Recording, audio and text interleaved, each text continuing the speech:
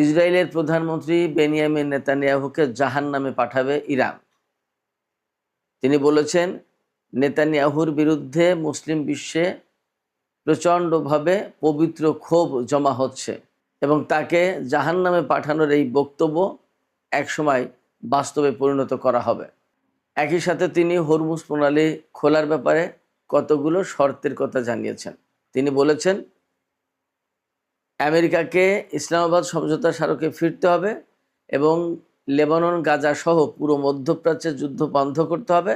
এছাড়া ইরানের যে সমস্ত আরও শর্ত রয়েছে সেগুলো ফুলফিল করলে তবেই শুধুমাত্র হরমুজ প্রণালী খোলা হবে। এদিকে রাশিয়ার পররাষ্ট্র মন্ত্রণালয়ের মুখপাত্র মারিয়া জাখারোভা জানিয়েছেন, ইউক্রেন যদি ব্রিটিশ নির্মিত অস্ত্র ব্যবহার করতেই থাকে তাহলে ইউক্রেনে এবং এর বাইরে যে সমস্ত ব্রিটিশ সামরিক ঘাঁটি রয়েছে সেগুলোতে হামলা চালানো হতে পারে। রাশিয়ার এই হুমকির মধ্য দিয়ে ইউক্রেন এবং ইউরোপের পরিস্থিতি কিন্তু আরও অনেক বেশি উত্তপ্ত ও উদ্বেগজনক হয়ে উঠল।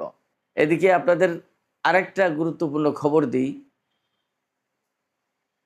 বসনিয়া হার্জেগোভিনা এবং সার্বিয়ার যে যুদ্ধ হয়েছিল 1992 থেকে 95 সাল পর্যন্ত, সেই যুদ্ধে বসনিয়ার কসাই খ্যাত রাটকো মলাদিচ, যাকে গণহত্যার দায়ে হেগের আন্তর্জাতিক অপরাধ আদালত যাবজ্জীবন কারাদণ্ড দিয়েছিল, সেই রাটকো মলাদিচ 84 বছর বয়সে মারা গেছে কারাগারে থাকা অবস্থায়।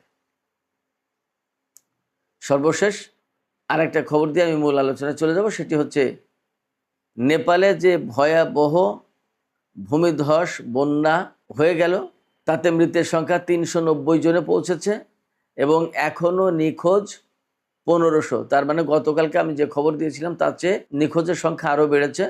আশঙ্কা করা হচ্ছে সময় গেলে আরও বাড়তে পারে। দর্শক, এই ছিল এখনকার মূল খবরগুলো। চলুন এবার আমরা বিস্তারিত আলোচনা করি। অনেক গুরুত্বপূর্ণ বিষয় আছে ভেতরে। তার আগে বলি, যদি ভিডিও ভালো লাগে তাহলে শেষ পর্যন্ত সঙ্গে থাকবেন, আর লাইক, কমেন্ট, শেয়ার করবেন এবং চ্যানেলটি সাবস্ক্রাইব করে সাথেই থাকবেন প্লিজ। ইউরোপে মোতায়েন মার্কিন সামরিক বাহিনী নেটো জোটের আওতায় বা যেভাবে হোক ইউরোপে মার্কিন সামরিক বাহিনী মোতায়েন আছে, এটা আপনারা সবাই জানেন। মূলত ইউরোপে নেটো সামরিক জোটের আওতায় মার্কিন সেনারা বিভিন্ন দেশে দেশে মোতায়েন আছে। অ্যাকচুয়ালি নেটো জোটকে তো আসলে আমেরিকার সামরিক বাহিনী বলা হয়। আমেরিকা এই নেটো জোটের আওতায় ইউরোপের সব দেশেই প্রায় তাদের সামরিক বাহিনী এবং তাদের সামরিক সরঞ্জাম, অস্ত্রপাতি এগুলো সব মোতায়েন করে রেখেছে।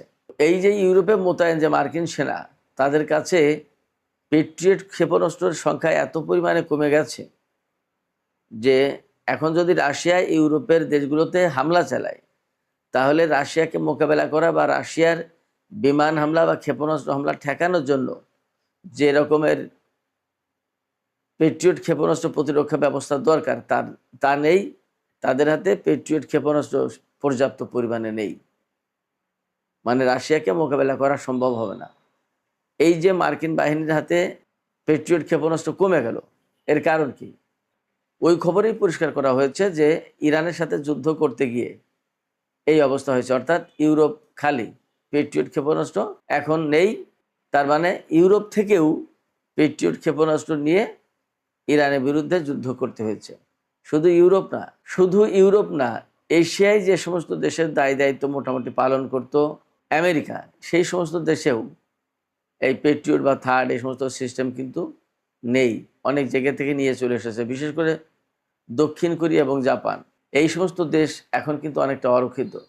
চীন বা উত্তর কোরিয়া যদি দক্ষিণ কোরিয়া এবং জাপানের বিরুদ্ধে এই মুহূর্তে হামলা চালায় বা সামরিক অভিযান শুরু করে, তাহলে তাদের ঠেকানো, তাদেরকে রক্ষা করা কিন্তু কঠিন হবে।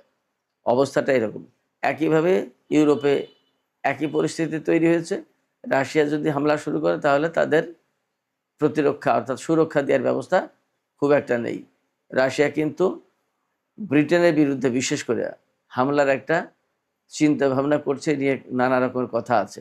এবং সিআইএর প্রধান সম্প্রতি রাশিয়া সফর করেছেন, সেখানে বলা হচ্ছিল সম্ভাব্য যে কয়েকটা কারণ, তার ভিতরে একটা কারণ যে রাশিয়া ইউরোপের কিছু দেশে নেটোভুক্ত জোটে হামলা চালাতে পারে। আবার আর একটা প্রসঙ্গ তো ছিল ইরানের ব্যাপার। কিন্তু ইউরোপ নিয়ে যখন এখন আলোচনা হচ্ছে, সেক্ষেত্রে ইউরোপ নিয়ে সত্যিই হামলার আশঙ্কা আছে, ইউরোপ নিয়ে শঙ্কা আছে। এবং রাশিয়ার পররাষ্ট্র মন্ত্রণালয়ের মুখপাত্র মারিয়া জাখারোভা তিনি কিন্তু পরিষ্কার করে বলেছেন যে ব্রিটিশ সামরিক ঘাঁটি হামলার লক্ষ্যবস্তু হতে পারে রাশিয়ার সেনাদের, যদি কিনা ইউক্রেন ব্রিটিশ অস্ত্র ব্যবহার করতেই থাকে রাশিয়ার বিরুদ্ধে। এদিকে ইরানের সর্বোচ্চ জাতীয় নিরাপত্তা পরিষদের সচিব মেজর জেনারেল মহসিন রেজাই তিনি কিন্তু খুব কড়া বক্তব্য দিয়েছেন। লেবাননের আল মানা টেলিভিশনকে দেওয়া সাক্ষাৎকারে তিনি বলেছেন, নেতানিয়াহুকে জাহান্নামে পাঠাবে ইরান।